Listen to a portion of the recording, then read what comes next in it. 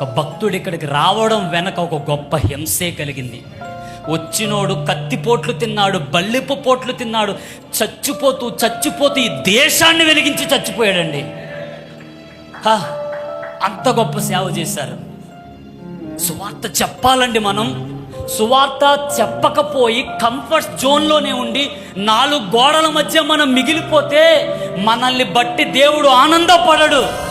సర్వలోకానికి సువార్త చెప్పమని దేవుడు చెప్తే కంఫర్ట్స్ని ఎలా కోరుకుంటామని మనం ఇంకెంతకాలం సుఖపడదాం, ఇంకెంతకాలం ఈ సత్య సువార్తను చెప్పకుండా మన పరిచయలో మనమే తృప్తి పడిపోతూ మనకు మనమే సాటిస్ఫై అయిపోతున్నాం. కానీ దేవుని మనస్సు ఏంటో ఎవరు అర్థం చేసుకోవడంలే.